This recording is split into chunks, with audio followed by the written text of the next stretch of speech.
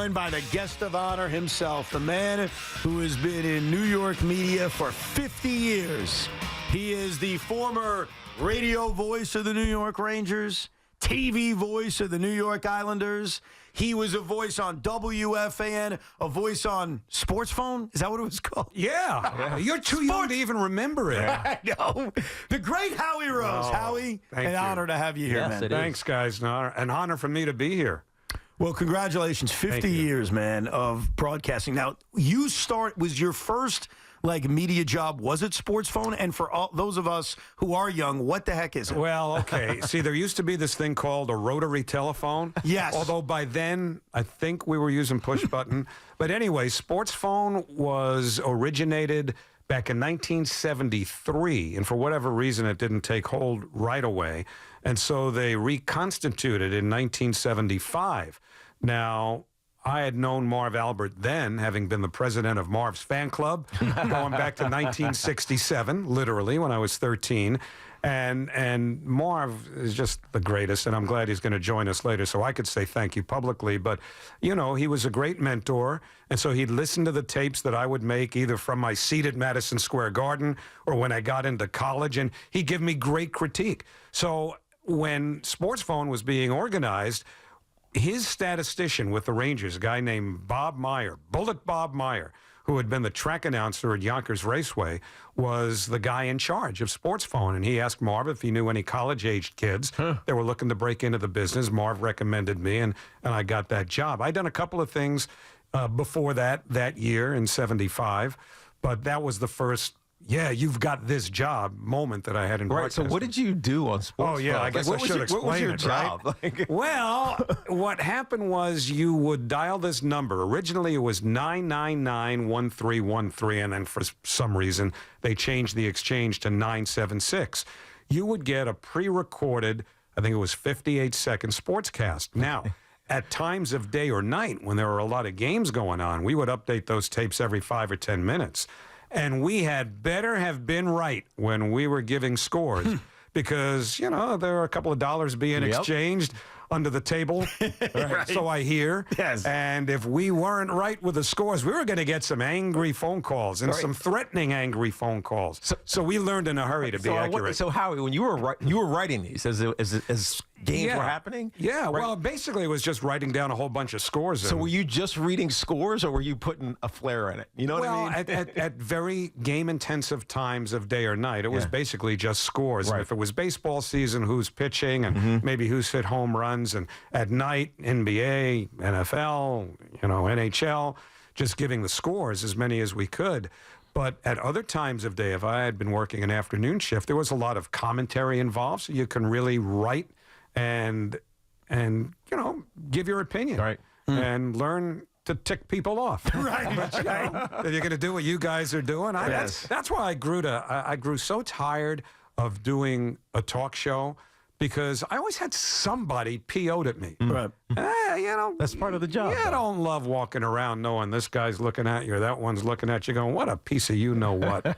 But you were damn good as a talk show host, man. I remember growing up listening to you because you were opinionated. I mean, you would come. Be. Yeah. You can't be milquetoast doing this. No. Right. What is? I'm so curious. I think for all of us, there's that one sport that gets us into sports. Like for me, it was the Mets. My dad would take me to Met games.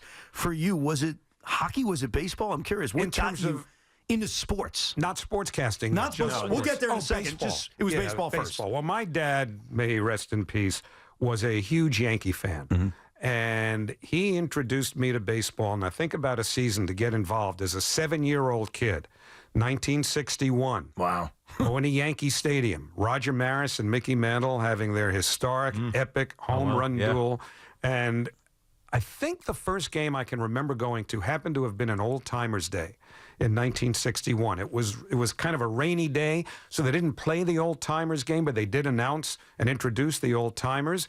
And I was so in awe of my dad, because Mel Allen was, and he was really my first broadcast influence, but Mel was introducing these great players, the Old Timers, and it was kind of fun for me to see how quickly my dad could identify who Mel was about to bring out. Cool. And the one thing I remember from that was Phil Rizzuto wearing a Yankee uniform. All I knew was Phil was a Yankee bro. What's he doing out there? My dad said, well, he's a pretty good shortstop. Right, so your dad's a big Yankee fan. Yeah. Did you grow up as a Yankee fan? I spent a lot of years rooting for the Yankees, but the next year, 1962, now the Mets are born. We're moving from the Bronx to Queens. And as most kids are at that age, I was quite narcissistic. And I thought, there's this brand new team, and I'm a brand new baseball fan. They must have made this team just for me. So I'm a Mets fan. And how did your father feel about that? He got a kick out of it. He was so condescending about it. Like, I remember he took me to a doubleheader against the Orioles in 1964. And the Yankees and Orioles were in a pretty tight race. This was around August. And we're walking up the ramp to our seats. No escalators at Yankee Stadium back then. Shea Stadium, of course, was beautiful. It had escalators, it had elevators. Yankee Stadium, you trudged upstairs like, you were Lewis and Clark on an expedition. But anyway, we're walking up the ramp, and I said to my dad, boy, I think it's going to be a capacity crowd today. And he looks at me and goes, capacity crowd? What are you watching? Too many Met games, man. Because they didn't have capacity crowds at Yankee Stadium back then very often. But that was my first influence, the 61 Yankees, believe it or not. Wow. There is something so cool about watching an entire franchise's history. Right. I mean, we were playing a lot of your clips, and the one that, really sticks with me, gets me emotional every time I hear it, is the Johan call. Yeah. Because you could hear. I thought I was frustrated about the Mets not ever throwing a no-hitter, and I'm hearing your voice, and it's like, oh, my God, I could hear it thousands of games, and now we're seeing it. So it's got to be amazing, the good and the bad, to have seen everything in the history of that franchise. It is, and as the years pass by, some of the memories get a little fuzzier. Not so much from the old days. I think this is what they tell you happens as you get older, that it's the recent stuff. That, you could name guys who played for the Mets 5 years ago, and I'd say, he played for them? Really? Right. I don't remember. And some of them they were there for 5 minutes, right? But by the same token, my memories are so much more vivid of games in the 60s and 70s and 80s than they are since, believe it or not. So what got you loving and dreaming of being a broadcaster? Well, from as early as I could remember, I was fascinated by TV and radio. And my parents had an old Polaroid camera. Do we need to explain A, cameras, and B, Polaroid? Not was your phone. That's right. Everybody's got a camera now. Right. We're all journalists, right? Well, Polaroid was the first instant camera where you took a picture and it developed. Right away. Right away, right. And that film that you used in the camera came on a little spool that looked kind of like, if you would tie string around it and wear it around your neck, the microphones that game show hosts used. And I'm going as far back as the late 50s, okay, because I was born in 54. And there was a show called Beat the Clock. And the host was named Bud Collyer. And I just thought, he later became the host of To Tell the Truth in the 60s. Nothing? No. I'm a fossil. There's no getting around it. But anyway, I was enthralled by watching Bud Collyer with this microphone.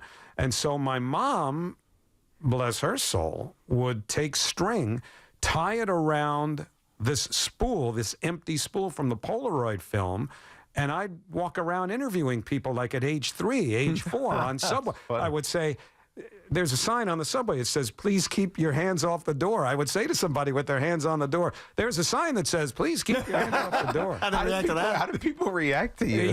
They think you were a little crazy kid? Yes, of course. The one who reacted to it worse was my Aunt Helen, because they had high hopes for me as a kid. They thought I was smart. I disavowed them of that. By the time I got into junior high school, I was getting in trouble. I was in the principal's office, and so my dad tells my aunt about that, and she's airing me out. She said, you used to say to people, please keep your hands off the door. Can't you read? And I said, well, I still can, And that kind of, that put her back. But it was interesting. Right. So, what sport did you start to broadcast first as a kid, hockey or baseball? Hockey. Hockey was the sport, because I fell in love with hockey, with broadcasting hockey, and with making my mind up once and for all at about age 12 that I wanted to be a broadcaster listening to Marv do a Ranger game. And I stumbled across it one night because the Rangers, this is the 1966-67 season. Right. They'd been out of the playoffs for about 4 or 5 years prior to that. So I may have been able to name 1 or 2 players, but I really didn't know much about it. But now they were getting more coverage because they were playing better. They turned the corner that year. And so I'm flipping the dial around one night because I was a big music fan. I was telling you guys before, the Beatles were and still are a huge part of my life. So I guess Cousin Brucey was in a commercial, and I started moving the dial around, and I landed on Marv doing a Ranger game. And I heard him announce Dallas Smith, a defenseman, no less, with the Boston Bruins, being awarded a penalty shot. And this is long before the shootout. The penalty shot is a rarity in hockey. Marv made that sound like the most exciting thing that he'd ever seen. And I was just enthralled listening to that. And I was hooked. I was lock, stock, and barrel, in my mind, committed to becoming a broadcaster that night. What year was that? That was November, December of 66. 66. So TV was around, but TV was around. But not like around. But, no, I'm not saying that as a question, but it's around, but not something you gravitated towards, or like why were you? I was always a big radio listener. At night, I'd watch TV shows at night like everybody else. But for one thing, that Ranger game was at Madison Square Garden, and the home games were not televised then. So at night, if there wasn't a game on that I wanted to watch, I was literally listening to WABC, and I guess back then WMCA was still playing music, and I just wanted to hear, I was so into the British invasion and the music of that era that I was listening on a nightly basis. Right. So you now listen to Marv, who's a legend, obviously, and when did you decide, you know what, I'm going to start a fan club for Marv Albert. I'm going to become the damn president. I thought you were joking. Like you really started a fan club. Yeah. One day, it was August of 67, I know a friend of ours had gone on vacation with his parents to California, and he had just come back, so we decided to have a little, like a welcome home thing. And we were sitting around in my bedroom in Bayside, Queens, and I just blurted out, hey, why don't we start a fan club for Marv Albert? And very few people knew who Marv was then. He wasn't doing the Knicks yet, and he had come off of his first full season doing the Rangers. So they said, yeah, sure, let's. I said, well, I guess we should try to make it official. Let's see if we can talk to him. Right. So he was at WHN at the time, and I called the WHN switchboard, and now I've got this 13-year-old adolescent voice who's trying to sound like he's 50. And I go, is there maybe some way I could speak to Marv Albert? And this switchboard operator punches me in. And the next thing I hear is Marv going, hello. And I'm humming. I told him who I was, what we wanted to do. He could not have been any nicer. He invited us up to the station, which to me was, the gift of gifts to go to a radio station. And we told him that we were starting a fan club and that it would really help out if we can get some autographed pictures of him. Right. But not only did he send me those pictures, he sent me pictures of the Knicks, the Rangers, glossy pictures of the Knicks, the Rangers, and I think the Yankees, because they were on HN back then. And we would give these out to our fan club members. We charged 25 cents. 2 bits a pop, That's awesome.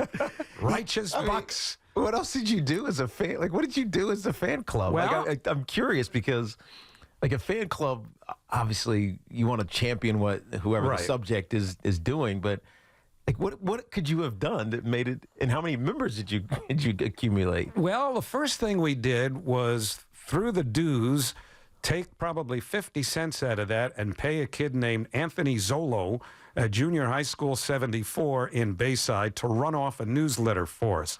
It was a one-page thing with, and it smelled like a math test.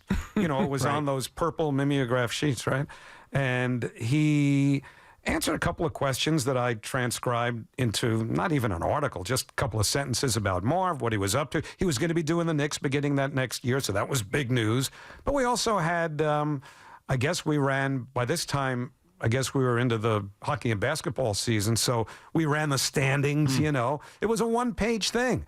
And then when Marv saw that, you won't believe this, he said, well, next time you do a newsletter, why don't you mail me the manuscript at WHN, and I'll have them run it off and make a beautifully stenciled copy. I said, Wow. This is how great he is. Yeah, right? seriously. He Think did. how random that is. It is, right? That he would do that for a kid he doesn't know. Well, he'll probably apologize for that later when you guys have him on. And then a guy he ends up working with. So for you, and obviously a lot of time goes by, you're doing sports phone, but now you're broadcasting the Rangers right here on WFAN. Yeah. For those that don't remember, we had the Rangers on WFAN. The first time you were with Marv as a colleague, what's that like? Well, there's a couple of different ways for me to answer that, because I've had a lot of thrills in this business, in all these years, specifically the years I've been doing play-by-play. But January 24th, 1985 was the first night that I sat in Marv's seat at the Garden, filling in for him, doing a Ranger game. I have not had a feeling since that matches the euphoria and self-satisfaction of having achieved what was, I was, 30? I was a little short of 31 at that point, a lifelong dream. Now, Tiki, I mean, you think about it. From your earliest memory, you wanted to be a football player, right? And you dreamed of playing in the National Football Well, I wanted League. to be an astronaut first, but then All right, well, there's still time. Football got in the way. They have to straighten some things out, Yeah, but there's still time. Yes, but you're right. Can you equate any feeling that you've had in sports to the first time you put on that Giants helmet and you walked onto the field and we're in the huddle and it was for real? And Howie, you nail it, because I started my first game, my very first game. Rookies didn't start back then, but Rodney Hampton got hurt in training camp. And so I was kind of thrust into this starting role. And I'll never forget getting introduced at Giant Stadium as a rookie with 6,000 people screaming. I'd never been in an environment, I guess maybe Florida State down in Tallahassee when we played there in college, but I'd never felt that energy before, and it was awesome. We played the Eagles. And what about since? Has anything quite matched how unique a feeling that was? First time we did a show together? Yeah, no, that's not really. winning the NFC Championship game in also Giant Stadium. That was an amazing moment. But the first one was just like, you realize how big the stage is. Yeah.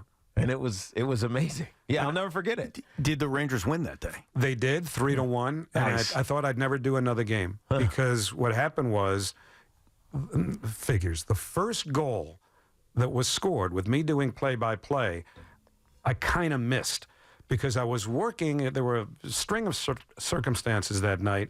Sal Messina is the regular Rangers radio analyst back then.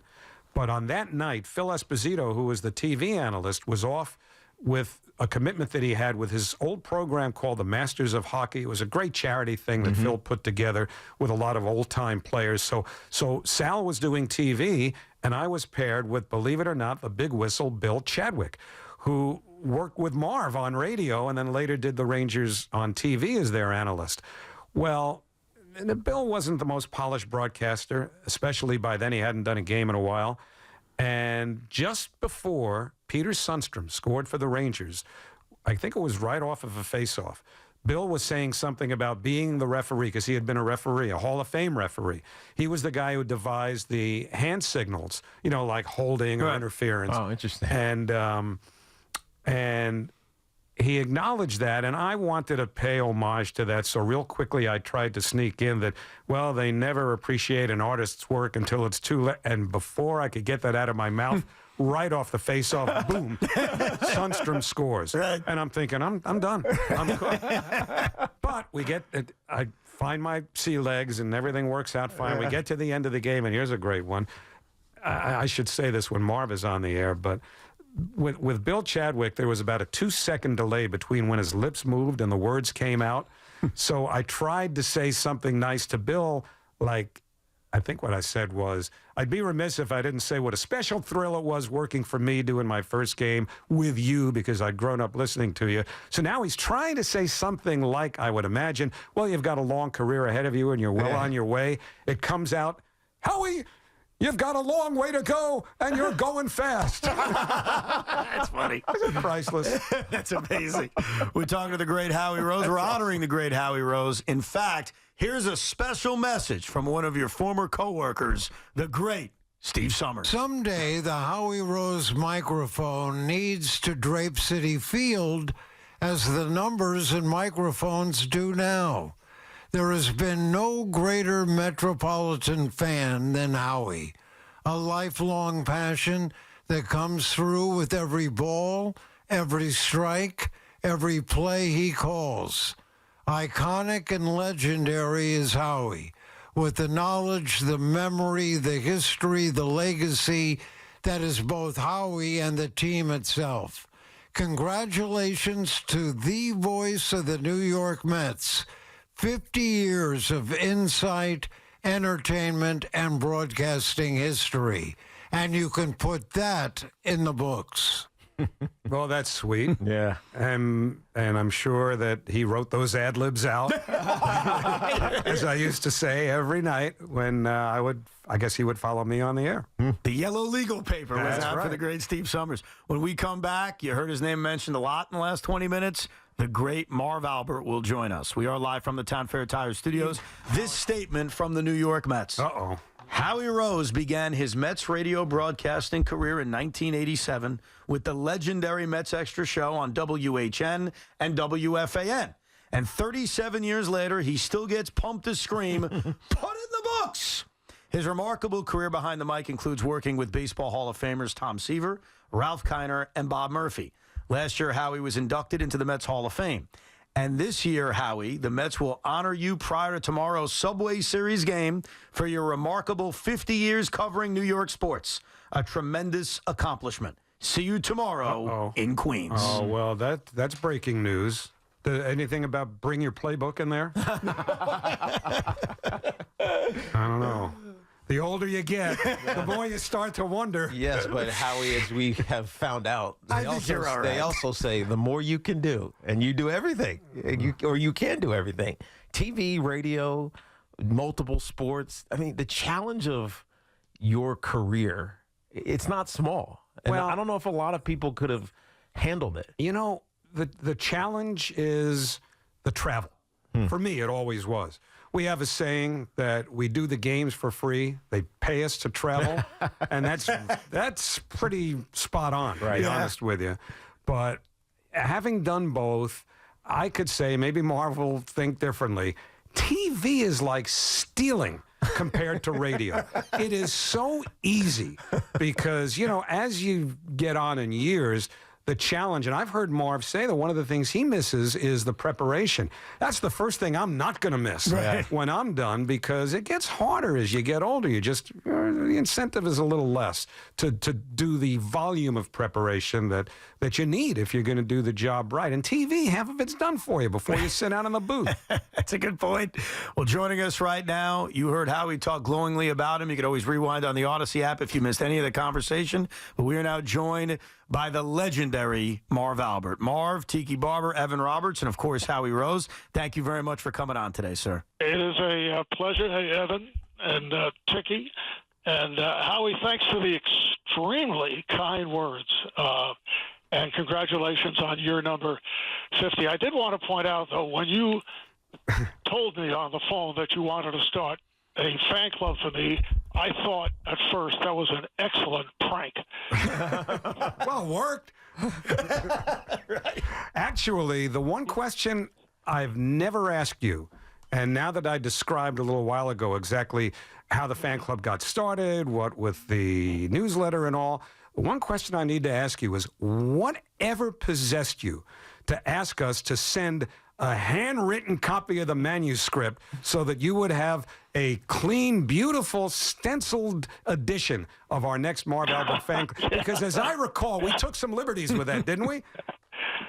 You know, Marty Glickman was extremely kind to me and was my mentor and was really helpful. And people who go back a bit, know him from his days calling the New York Giants football and, of course, the Knicks. And he did many other sports and was just one of the all-time greats. And he was so helpful to me. In fact, I started out working for him at WCBS, and he would always listen to my tapes, and I thought, hey, it's the least I can do for someone else. And Howie, I must say that when you came up it was just so annoying spending time with you.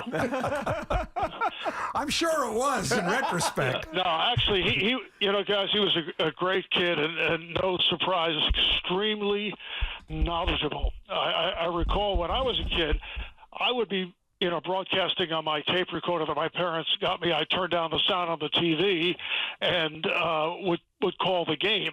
And my brothers did the same, and my son Kenny did it the same way, and I know Howie did. And that was always, I was like a gym rat of broadcasting. I know Howie was the same way. Yeah. And we all could tell that same story. Everyone who's ever done play-by-play professionally, I would submit, has done just that. Turned down the sound on the television and been scared out of their wits by the sound of their own voice the first couple of times they hear it, right? Because you think, well, that's it. I've got no future in this business. But, you know, when you're 13 and 14, you don't even realize your voice is going to change. So I've kept some of those tapes. Might even plug something in a little bit later on in the 6:30 to 8 show. That's going to be great. But we can all tell that same story, right? No question. Yeah. You know, I also, one other thing, I recall giving some advice to Howie. This is when he was doing Ranger games, and it was the playoffs, 1994. And I said, you know what would be a great call? If Stefan Matteau scores a big goal, you really can, you know, do something with it. Like, keep repeating his name. I think it would work extremely well for you. Marv, I always embraced every piece of advice you gave me, and that was no different. Not bad. Did you, we were asking Howie about this before, that the sport that he started broadcasting as a kid first was hockey. That's what got him into broadcasting. What was it for you, Marv? Was it something else? Yeah, it was always basketball. And I used to do a lot of baseball off the television, but I got so deeply steeped in NBA and college basketball and then hockey.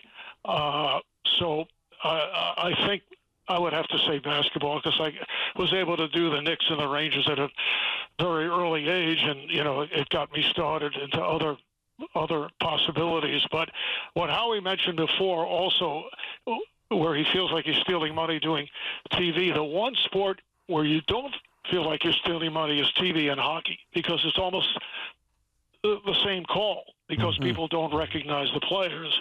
So you're going at a very fast pace, and people don't know the players unless you're mentioning them. When I first started, they weren't wearing helmets. This was a while back in the late 60s. So it was easier to recognize, you know, skating styles, and actually you could see facial aspects. But it's tougher now with helmets and all the teams in the National Hockey League these days, and, you know, all the players. But that's the one sport where I think TV was also extremely tough. But I agree, in a sport like basketball, even in football, it's quite a difference between doing football on radio and also on TV, and the same for basketball. Yeah, I wonder, and Evan and I were playing a clip of yours, Howie, earlier. We were contrasting your radio calls, which are very descriptive and detailed, and it's almost like you're giving an real-time history of what happened and how it pertains to the history of the organization. Whereas on television, you can let the scene play it out for you. And I always wonder, like, the benefit of having the visual is great, and it adds to it all. But radio, you really got to be dialed in to the moment. And you have some leeway because people aren't actually seeing it. So if you're behind, you can actually just go a little bit later. You know what I mean? But the difference between the two was what for you? Well, I think Marv would probably agree with this. But to me, it's not so much the difference as it is the level of satisfaction that you get from making a good call on radio, because you're running the entire show, and your job is to transmit what you see in front of you almost as though, and it's a cliche, but yeah, you're painting a word picture. And there's nothing more satisfying than doing that on radio. On television, I've always felt you just punctuate. The director calls the game. Vince Scully used to say that all the time. You've got to go where the director takes you. So, Marv, would you agree that, for those of us who broke into the business in radio and then transitioned to television, that the level of satisfaction doing a game and making a good call or having that big moment is greater on radio than it is on TV? Most of the time. I would say in doing NBA and being fortunate enough to do a number of NBA finals, if there's a big last-second shot, there's nothing like it. Or I was fortunate to be able to do about 8 years of Michael Jordan's career, and that was always extremely exciting. But you're just punctuating what the particular play is. Radio is more of a challenge. It's so precise if you do it right. And it's complete concentration, particularly in hockey and basketball, because they're fast-paced sports. Baseball is a little, as you know, is a little bit different. But at times, I think most guys who do television usually did radio first, and then know to pull it back. I mean, that's the important thing, because there are people, as you all know, that talk too much on television. So that's a killer when that happens. You don't have to describe everything, but radio to me was always a very enjoyable challenge. Now, Marv, you taught me about the importance of the geography of the rink or the field or the court. And, a lot of that I just picked up from listening to you. But did Marty Glickman create a lot of the verbiage for that geography when he was doing basketball, particularly in the early days? Yeah, so that he definitely did. Yeah, I would hear other basketball broadcasters, and it was like night and day, because he would always set up, the players moving across the midcourt line. He goes into the right-hand corner, takes the jumper, goes left, and then right, passes off to the left side. He's top of the key. He's on the drive, stuff like that, which is very important, because at least you could picture in your mind what is taking place. Do you guys, Marv retired, you, Howie, still doing a lot of Met games, but retired from hockey. Do you find yourself broadcasting games under your breath when you're watching a Ranger game during the playoffs, or Marv, when you're watching the Knick playoff run, or are you able to just watch it without doing your own broadcast in your head? My wife would kill me if I was broadcasting sitting on the couch. But, no, I am able to step away from it and, enjoy listening to the game, if being on television, and sometimes if I have it, if I have it on radio. I do listen to baseball on radio quite a bit, particularly I listen to Howie quite a bit. But, and I'm not saying that as a free commercial, but I would say that, no, I just like to enjoy it. I am Mr. Binge TV. I'm working out a lot and really enjoying retirement, I must say. What are you watching? Oh, I think I've watched it all. It's just incredible. I mean, recent hacks I find tremendous. All right, I need to write this down. Right. Yeah, I like a lot of French and British detective shows, as long as they have subtitles. Bosch was a favorite of mine. Slow Horses. I could go on and on. Morning Show was great. I mean, I hope they're coming back. I hope there's one more year of Morning Show at least. I love that show. I think there is. Yeah. Tremendous. No, I'm with you on that. I believe so, yeah. I was expecting you to say like some really trashy reality TV show. That would have been the biggest swerve ever. I'm like, yeah. I watch a lot of the documentaries. Obviously, I enjoy The Last Dance and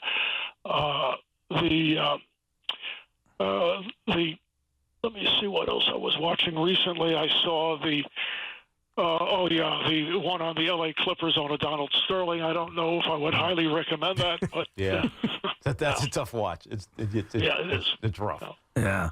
Well, Marv, we appreciate you coming on, especially a special day to honor Howie. He has talked so glowingly about you. And look, for me and Tiki, we're talking two legends. Right. I mean, let's be honest. You got one anyway on the phone. But I just want to say one more thing to Marv.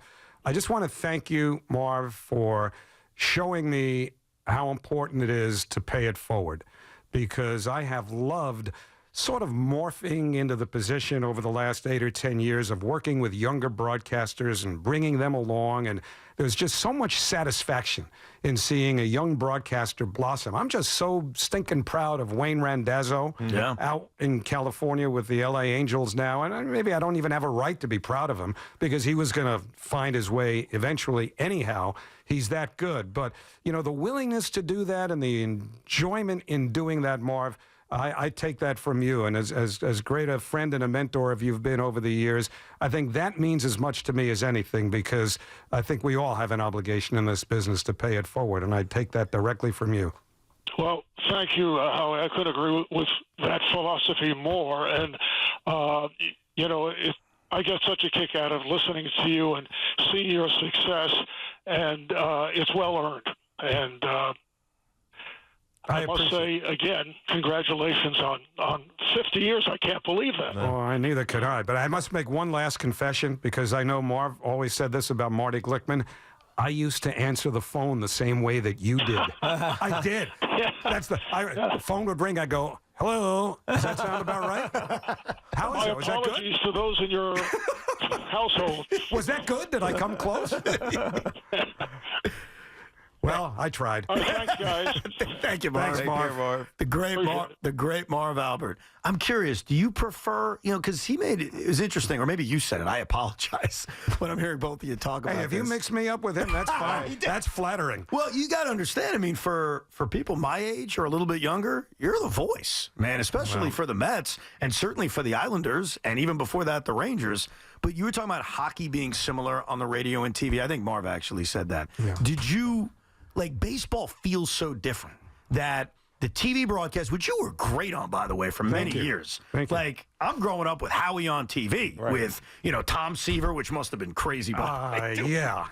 That's another story we'll get to. That's a story in itself. Yeah. Did you find radio more fulfilling than TV? I How would you always compare will, it? because of the creative energy that's required to put forth a good, solid radio play-by-play broadcast. There is nothing like it. Now, it's not as lucrative as a good TV gig, and I understand why. I mean, I did the same thing. I left radio to go to Sports Channel in the mid-'90s, but, coming back to radio, doing the Mets full-time, and really being able to kind of carve that niche in whatever way I have is as satisfying as anything I could ever have imagined doing in broadcasting. Is a part of it, and maybe I would think this way, or I think this way selfishly as a fan. That's what it is. I always envision the Mets winning the World Series, as crazy as that may sound. Huh? Yeah, and I envision what you're going to say. How is Howie going to describe it? And when you do radio, you're going to get that shot. When you do TV, you're done. Yes. They tell you on September 30th, That's right. that was fun. Is that like a small part of the beauty of radio, knowing, hey, I get to finish the story however it ends? It's a big part of it. It is, because candidly, that's what I'm hanging on for. I'm 70 years old. I am not going to be one of these guys who do this into their upper 70s or into their 80s. I owe my wife, Barbara, way more than that. I mean, she, God love her, has sacrificed so much in all the years that I was doing 2 sports full-time, raising 2 wonderful daughters who, that's all on her. They turned out so beautifully. And I said beautifully is apart from beautiful, but they're both. But the fact of the matter is they turned out the way they did because of Barbara. And she was mom and dad for way too long. And I'm 70 years old now. I owe her vacations. I owe her having her husband around at night even. And I hate working at night. That's the other thing. I'm tired of working at night. Getting home late. I'm like, I mean, I live a totally different life during the winter in Florida. Go to sleep early, dinner at 4. No. But, it's a different world. And as you get a little older, you want to make it more along your own terms. That's interesting, though, because you said I just want to see him win a World Series. So if they somehow won the World Series this year, you're like, all right, I'm out. No, because I want to do opening day next year. But I will say this. point. I will say this. If you guys want to make a lot of money, if the Mets have not won the World Series before I retire, then take every penny that you have access to and put it all on the Mets winning the World Series the first year after I've retired. That is an ironclad lock. You know who has told me something very similar but much I feel more like morbid? you're taking a shot at me.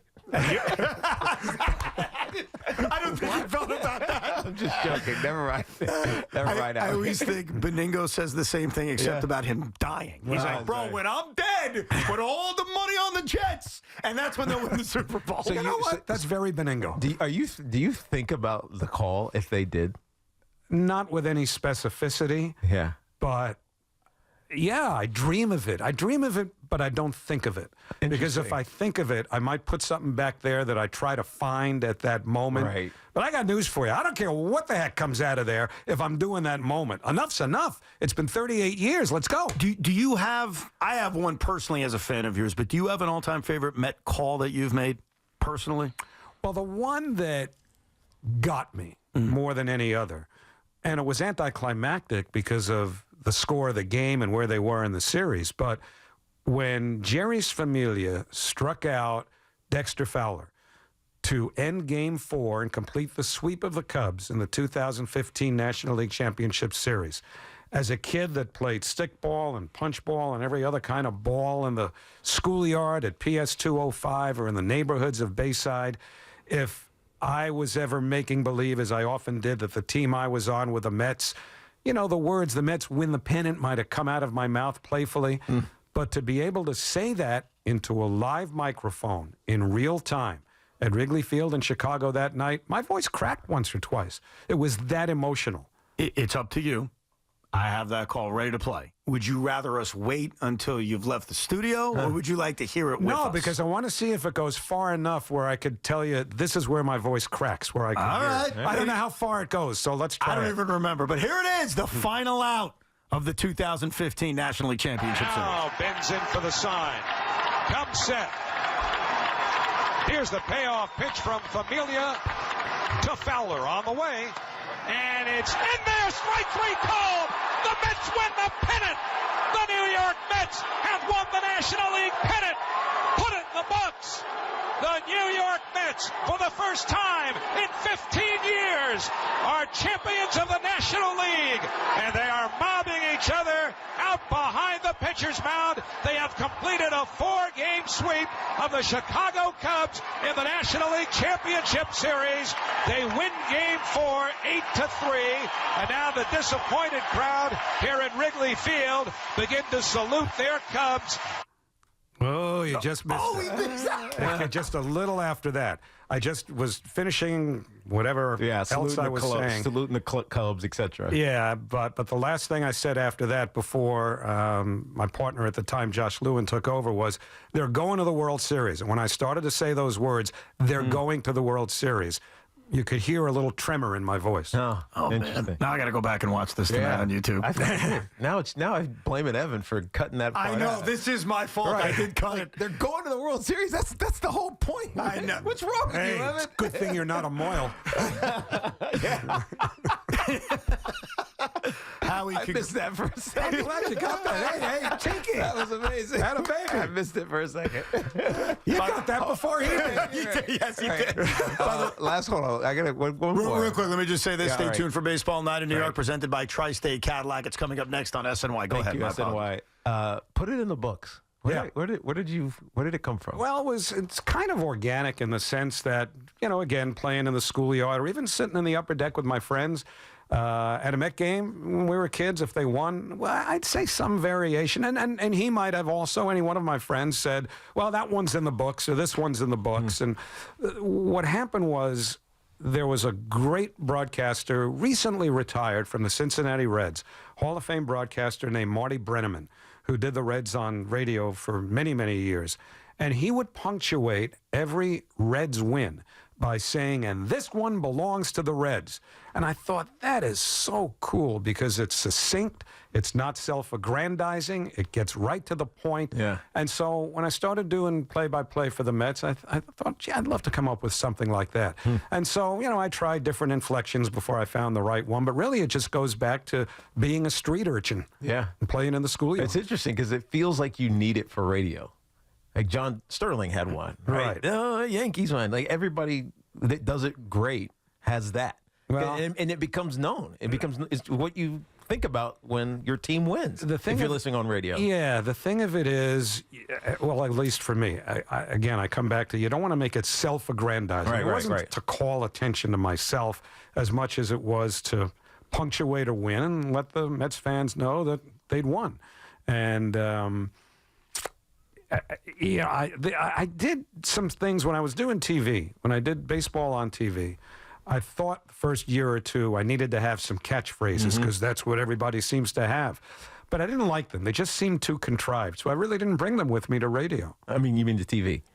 From TV From to radio. TV, yeah. From TV. Because I did TV for the Mets when I was doing half the schedule when the games were on cable. Oh, I got it. And then when Bob Murphy retired, and I knew that was coming because they'd kind of prepared me for the fact that they thought it would be a good idea for me to go into the radio booth full time, which I had mixed feelings about because I was doing the Islanders full time. Right. But, again, opportunities come up that you don't necessarily turn down. Real quick, are the Mets any good? I mean, they got off to the bad start. Well, who are they, though? Who are they? Are they a team that won 6 in a row early in the season and looked pretty good? Are they this team that's won 13 out of, 17? Or are they the team that struggled all through May? I don't know. But as I've been saying for the last little while, this wild card race in the National League is just one big mosh pit of mediocrity. And so who's going to separate themselves from the pack? Now, are the Mets in the process of doing that right now? They might be. But can they sustain this? And if they don't, will any of those other teams? Usually, when they're bunched up like this, and we still have more than half a season to go, one or two of those teams should emerge and do better and maybe win 82, 3, 4, 5 games. Can the Mets be one of them? They've got some challenges, not the least of which is these next 10 games again without Diaz. And the reality is, as much as I may not like this as a baseball fan, as a traditionalist like you are, you can just make the playoffs and get hot at the right time, and you can win it all. We saw how close Arizona came last year. That seems to be the new way to go about it. Be hot when it matters. Just get there. Just get there. Division is not as important as it used to be. I don't like that either because I remember when we played 162 games because they meant something. But I'm telling you, as sure as I'm sitting here, within 5 years, I would be willing to guarantee this.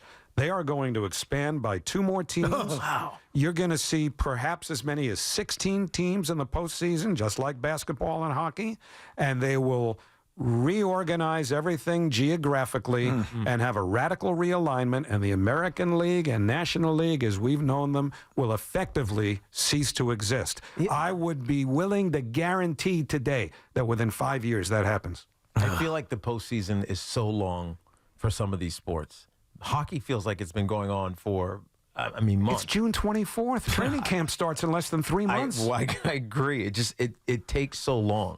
So I'm a big soccer fan, so I watch EPL. Liverpool's my team. So when you mentioned Liverpool, I thought of Liverpool. You mentioned it for the Beatles. I did it because of the Reds. But their season ends and you win, right? Man City, they've won 3 consecutive years. The season's over, they win. That's it, right? And then you worry about the Champions League and other competitions later. But in baseball in particular, 162 games should give you enough of evidence of who's really good, who's not. I get that the money or the TV hunger necessitates throwing extra teams into the postseason. But if your team's out of it, you kind of disconnect. See, that's the interesting thing. I don't know if Evan did. I'll bet you Evan did not. But did you have a favorite baseball team growing up? Well, unfortunately, it was the Braves. Okay. Because I'm from Southwest Virginia. It went on every night. I mean, it was easy. But you know what? When I was growing up, especially in the early years of the Mets, when they weren't any good and they were losing 90 to 100 games a year, of course they were out of the pennant race, but I still watched and I still went. And there used to be something back then that was the first and second division, where if you finished in the top half of the league, you were in the, quote, first division. That felt like an accomplishment to a team on the rise, you know? There was plenty of reason to stay into it and attentive. I did. I did too, but in this day and age, I don't know if my sons will. I got them into baseball, but once I tell them, because my oldest son will always ask me, what happens if we win today? And I said, well, Dad's happy. What happens if we win today? You get dinner. Right? Yeah. But I would tell them, if we win, we're a game up. Like right now, my oldest son, Jet's like, are we at 500 yet? Where are we at 500? So he knows that. But I tell him what's on the line. If it's September 10th and they are 37 games out of first place, and he asks me what's on the line, and I'm like, nothing. But tell him what to look forward to. His name is Jet. Yes. Wait till Jet Williams comes up in the next year or two. He's excited about him. That's true. But I do think, unfortunately, this time and age, people are like, doesn't matter. They don't watch. But I'm with you, man. And the idea of the Mets and Yankees being in the same division, like, it makes me just. I hope it doesn't happen, but I live in fear that it does. Yeah, no, I think you're right. Howie, congratulations. Guys, thank Big you night so tonight. much. Thank you, Howie. 6:30 to 8 o'clock. You're on the air. We'll all be listening, and we do appreciate it. And congratulations. You guys are great, and thanks so much for having me. You got a lot of people to thank tonight between 6:30 and 8. Yeah.